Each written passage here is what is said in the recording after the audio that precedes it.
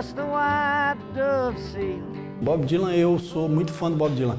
É o meu, acho que o primeiro ídolo da minha vida, como de música, assim. É o cara que, quando eu estava trabalhando lá em Curitiba, eu ouvia, só tinha uma fita cassete daquele disco Desire, do Bob Dylan, que eu ouvia alopradamente, toda noite eu ouvia o disco, sabia decorar, eu decorei todas as músicas. E aí ele vem sempre para o Brasil, eu já tinha visto vários shows dele, vi também um show dele na Espanha.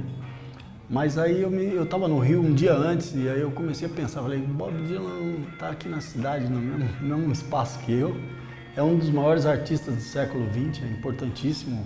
E falei, pô, o Bob Dylan é um cara misterioso, porque ele tem um monte de filhos e ninguém nunca viu ele levando filho nenhum na escola. Ele teve um monte de romances, ninguém nunca viu ele, sei lá, numa praia com a namorada, não tem documentação disso, é como se o cara virasse fumaça na vida real, entendeu? Ele toca, você vê, ele tá lá, esquisito, transformando todas as músicas dele, você não reconhece mais nenhuma, tá sempre em movimento.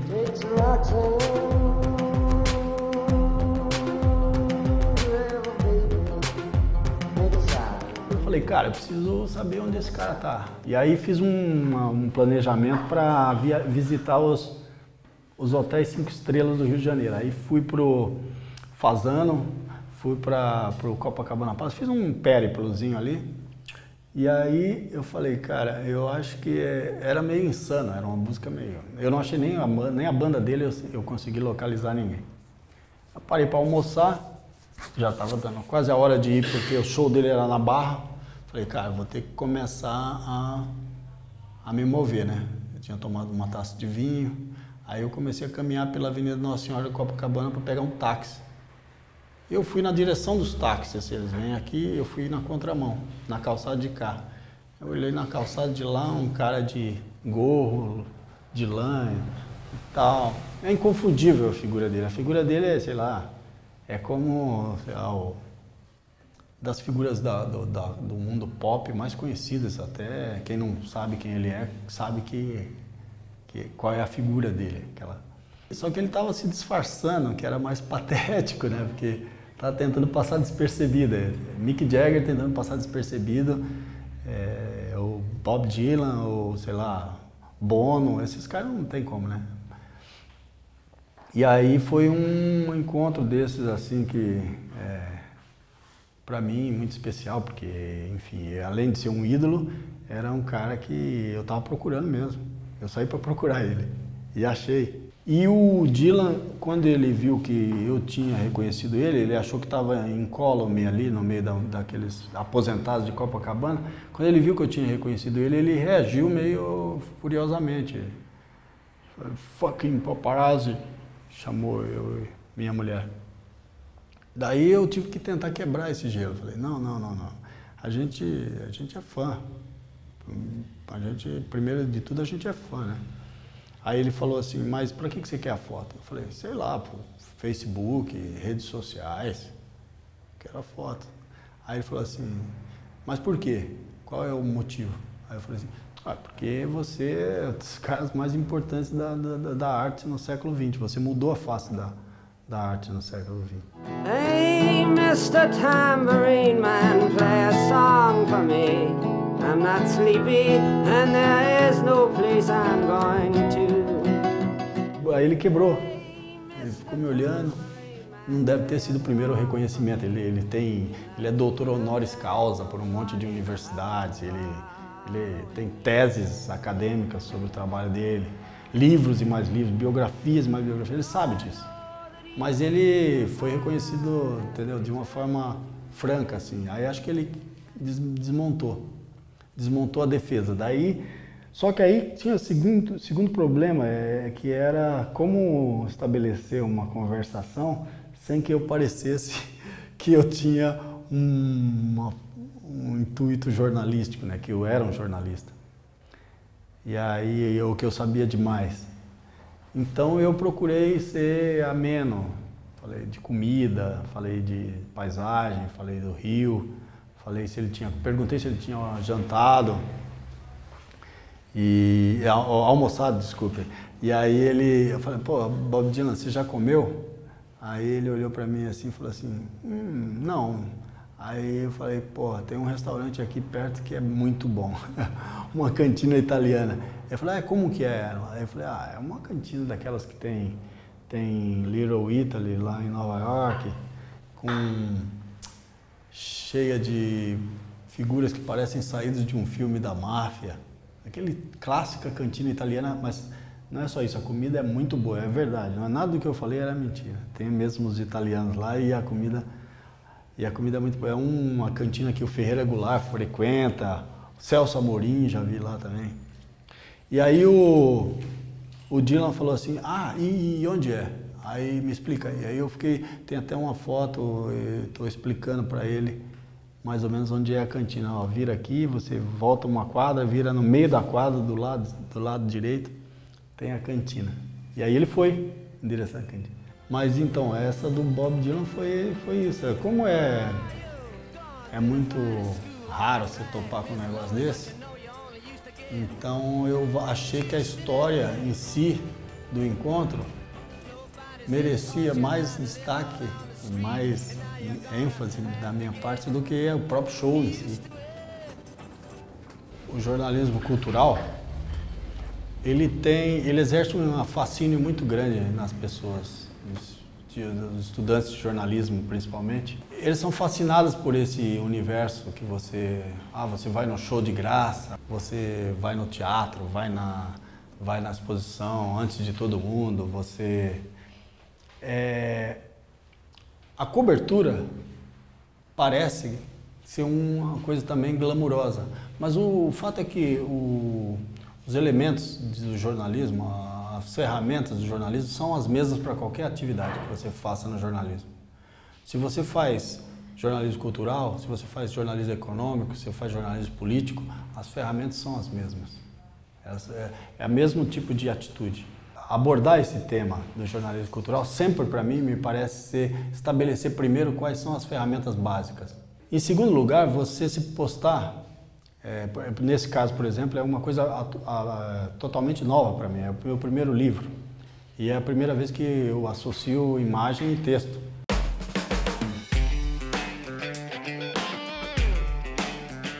A fotografia ela não cumpria um papel determinante no jornalismo que eu fazia. Ela cumpriu um papel determinante para mim, como profissional. Depois de um certo tempo, elas começaram a ser fundamentais para minha compreensão daquilo que tinha acontecido às vezes.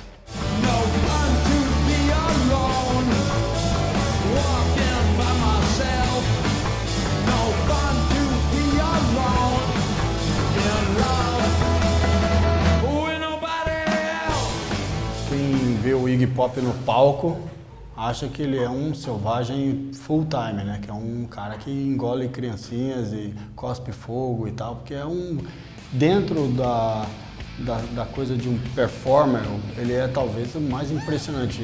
Tanto é que muita gente considera ele o pai do punk rock, uma força da natureza no palco. E o Iggy Pop, fora do palco, é um doce de pessoa, mas pouca gente sabe disso. É tipo um cara muito tranquilo, muito pausado, intelectual, tem um côté intelectual, adora música francesa, gravou um disco com standards da música francesa e fala, pô, é romântica até, mas é uma inspiração de rebeldia. O Iggy Pop, as opiniões, a postura dele sempre foram muito influentes nas novas gerações.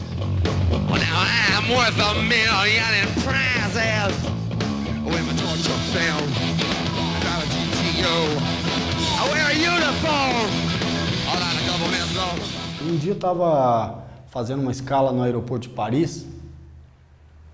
Eu estava indo para a Dinamarca para cobrir um festival de rock na Dinamarca e com alguns colegas da imprensa, tal, do Globo, da Folha. Só que a escala era meio ingrata, você tinha que ficar ali umas 3, 4 horas esperando o voo de Brasil para Charles de Gaulle e depois para Dinamarca. Aí eu falei, pô, vou andar por aí, comer uns baguetes e tal.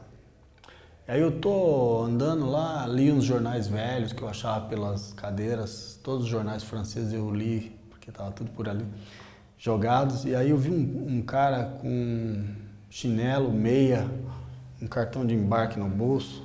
Aí eu olhei e falei, caramba, aquele cara é o Iggy Pop. É inconfundível, né? Mas ele estava tão passageiro da agonia ali, esperando a conexão dele que nem eu. Eu falei, puta merda, é o Iggy Pop, mas... Chamei um colega, um amigo do Globo, e falei, ó, aquele cara é o Iggy Pop. Aí eu falei, você tá vendo coisas, lógico que não é o Iggy Pop. Iggy Pop ia estar aqui agora, dando mole. Ele deve viajar numa viagem em avião de carreira, assim, deve estar esperando na sala VIP, sei lá, qualquer coisa. Aí eu falei, é o Iggy Pop, vou lá conversar com ele. Sentei do lado, oi Iggy, oi. Você tá indo pra onde? Tô indo pra Suécia. Falei assim, pra Suécia, vai fazer show lá? Tô com uma turnê aí, tal. Lógico que eu preferia, você é do Brasil, né? Ele olhou pra mim e falou, eu preferia estar indo pro Rio de Janeiro, né? Mas, enfim, é a profissão, tá? Aí fiquei batendo papo com ele, numa boa, assim, no aeroporto de Paris, ele de chinelão e meia, eu assim, um monte de Coca-Cola no chão, aquela garrafa de Coca. Quando eu voltei pro meu lugar, os caras falaram, porra, você ficou conversando com o cara? Quem era o cara? É o Iggy Pop. Aí eu falei, não, você tá brincando? Não, é o Iggy Pop. Aí virou o povo caiu matando em cima do Iggy Pop, foi lá para conversar com ele e tal, atendeu todo mundo, conversou. É uma figura ímpar. E aí eu achei esse episódio, a foto que eu fiz desse episódio, uma das mais legais do lote, porque ele está desarmado total, um passageiro em trânsito. Revela muito também da contradição entre o que a gente vê no palco. Eu vi shows animalescos do Iggy. Antigamente, na primeira fase dele, ele se cortava, todo cheio de cicatrizes, se cortava com gilete, sangue corria do ventre ali. E ali estava um cara que não tinha nada a ver com aquela imagem pública. O depoimento do jornalista, o texto alcança uma coisa, uma fronteira quase imensa, a fronteira do texto, todo mundo sabe disso. Mas você pega, por exemplo, um Guimarães Rosa, ele ia lá no meio do povo, onde existiam histórias aparentemente que a maioria dos autores desprezava, ele fez uma das maiores literaturas do Brasil, a partir daquele mundo, do vaqueiro. Eu sempre tive esse mesmo insight do mundo da cultura pop, do mundo do rock. Eu gosto das histórias que são marginais. E a fotografia, nisso, ela entrou como uma forma complementar, que eu usava para poder, quase como uma ilustração ali do texto, mas não há dependência entre as duas. Eu sempre acredito que aquelas fotos, elas andam sozinhas, elas não precisariam do texto, e vice-versa. Um exemplo muito claro é esse do Suicidal Tendencies, esse show que teve na virada cultural. Era 7 horas da manhã. Eu tinha lá a incumbência de cobrir aquela manhã, porque nós temos que fazer turnos para poder cobrir adequadamente aquele período. E quando a banda entrou, parecia que às 7 da manhã não ia ter ninguém. Pelo contrário, estava lotado. E quando eles começaram a tocar, houve uma invasão do palco. Mas parecia uma invasão de formigas, eles subiam pelas grades, subiam pelos postes, subiam por todo lugar.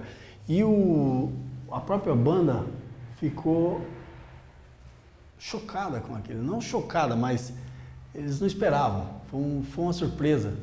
Então, a reação deles, quando eles viram aquilo, eles já sabem que tem o stage diving lá, os caras pulando do palco, mergulhando. Isso é parte do show deles.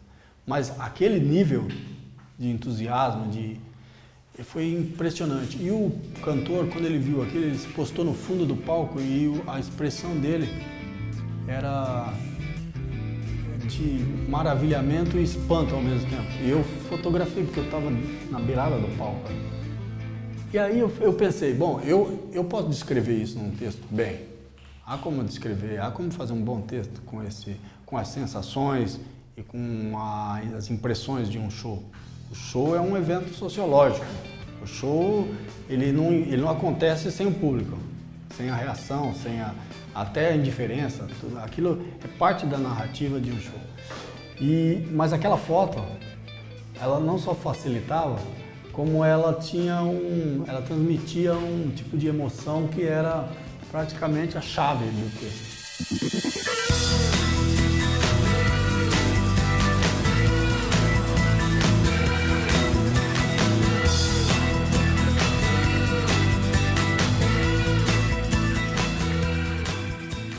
Tem umas coisas muito interessantes de encontros que são, às vezes, meio loucos, assim. Por exemplo, teve o último show do Guns N' Roses no Rio de Janeiro.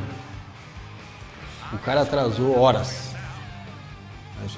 Era uma sequência de shows que os atrasos eram muito pequenos, até porque você tinha que cumprir os horários para que outros artistas entrassem. Era um festival. O show dele era o último, mas tudo bem.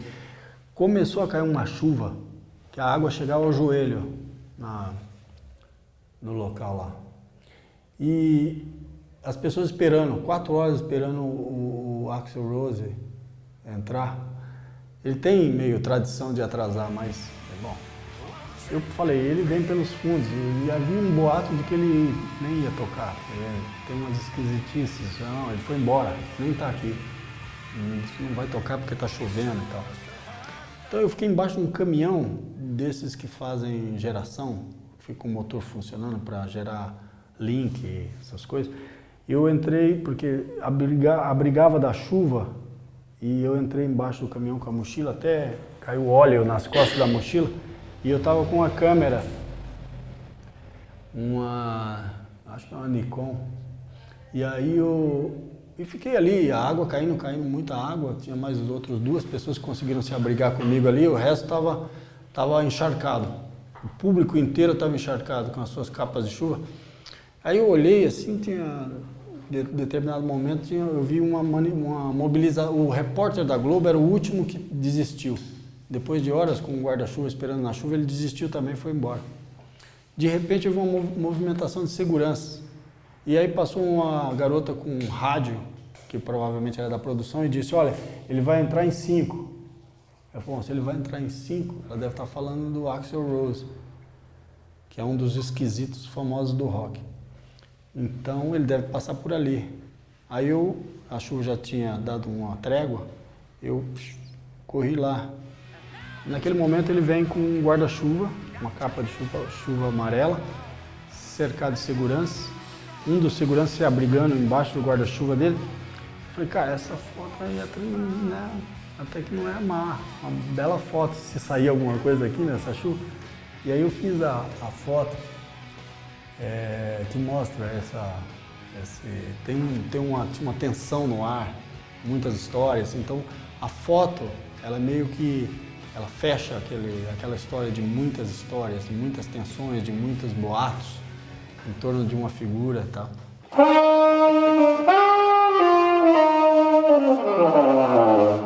Eu sempre tive uma admiração muito grande pelo Sonny Rollins, a história dele e tal, o fato também de que ele foi um dos anjos caídos do jazz, né? A heroína também pegou ele e tal, tem vários assim, e se levantou e tal. Encontrei um amigo na noite de São Paulo e me disse, Sonny tá vindo aí. Falei, pô, Sonny tá vindo, cara, é o último grande saxofonista vivo e tal. Aí coincidiu de me convidarem para ver o show dele, confirmaram o show em São Paulo, para ver o show dele em Nova York, no Central Park.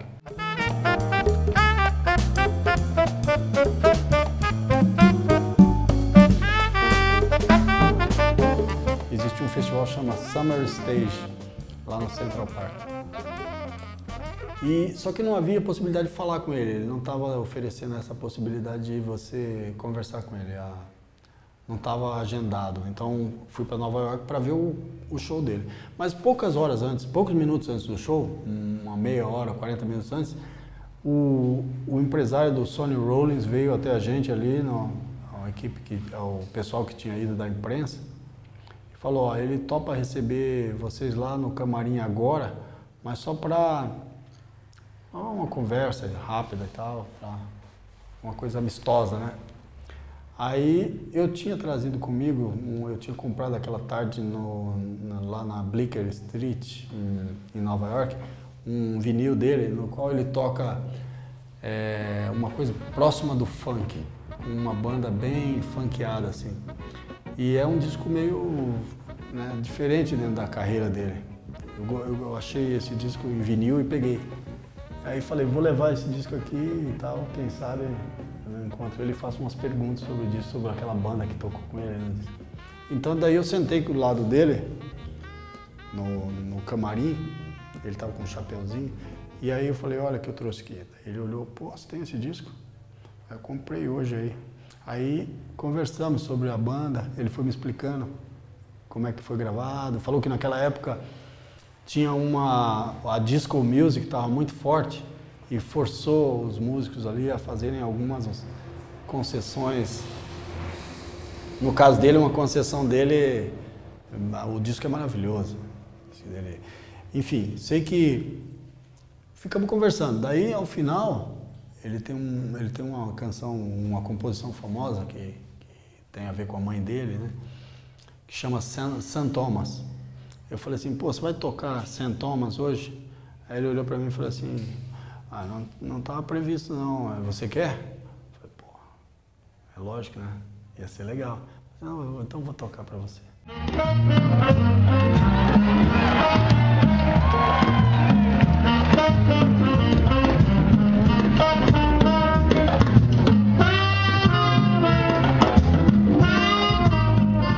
E no fim foi uma coisa interessante, porque no frigir dos ovos, às vezes uma entrevista é uma coisa muito... Eu vou retirar desse artista aquilo que eu quero e que o leitor quer, entendeu? Foi uma troca mais amistosa, menos... Um bom encontro com o Sonny Rollins.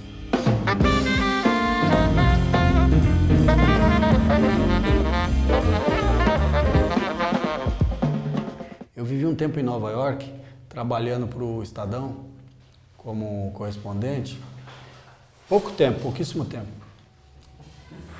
E nesse período eu comecei a descobrir umas cantinas mais baratas, tem uma cantina italiana lá no Village que eu gostava de ir. E eu ia às vezes domingo, sábado, ia lá comer e tal, umas massas muito boas. E um dia entrei lá, tava Pat Smith com Lenny Kaye. I was looking for you, but you were gone. Oh, you on the phone, another dimension. Todo dia 1º de janeiro, em Nova York, na igreja St. Mark's Church, lá no Village mesmo, os poetas de Nova York, é uma tradição há mais de 30 anos, eu acho, vão para lá, e vão também as pessoas que gostam de poesia, eles entram, vão para o palco, às vezes eles cantam, como a Pat Smith, ela canta.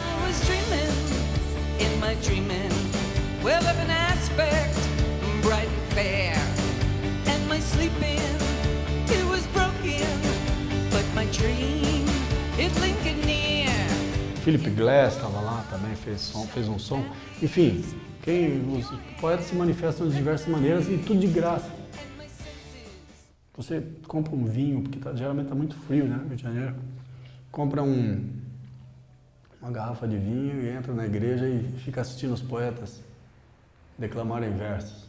É linda a história. E eu fui naquele mesmo ano que eu tinha ido, ela estava lá. Ela tocou uma música com Lenny Kaye.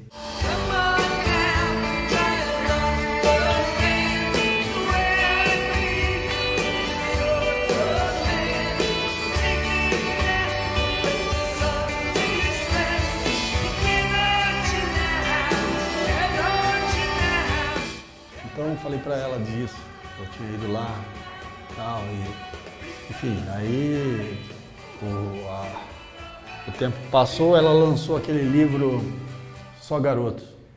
E aí eu liguei para casa dela por conta da editora, se eu não me engano era a Companhia das Letras que marcou o telefonema, ela atendeu, conversamos muito, assim, falou muita coisa legal.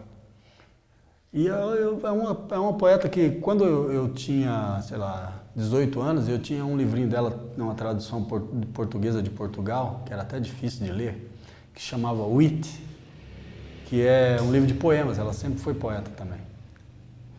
E tem uma relação muito longa com a Patti Smith, né? Um poeta, uma artista extraordinária, com uma postura anticomercial, né? Sempre ela só tem o que ela precisa. E também ela tinha participado também de um filme do Godard naquele ano. Qual que era o filme? O ano que eu conversei com ela, acho que um ano do Só Garotos, ela tinha feito um filme do Godard, que é um barco. A história inteira se passa num navio. You're going to reap just what you sow. You're going to reap just what you sow. Tem uma banda que está vindo agora para o Lollapalooza. O cara me contou que eles tiveram aqui Cage the Elephant. Cage the Elephant é uma banda de rock bastante interessante, inclusive, uns moleques.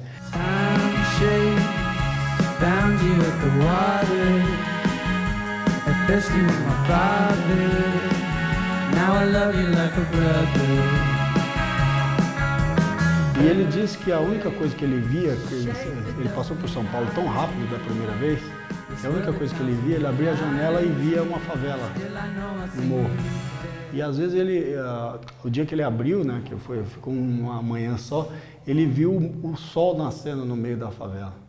E aquela imagem marcou tanto ele que ele fez uma canção sobre aquilo. E aí eu pensei, porra, o cara teve uma elevação ali, né, para conseguir fazer daquilo uma obra poética. E às vezes é isso, esses caras têm essa rotina me interessa, entendeu? Não como um jornalista de gossips, de um paparazzo, não é isso. É mais como um dos elementos que compõem o background de um cara que escreve sobre aquilo. Uma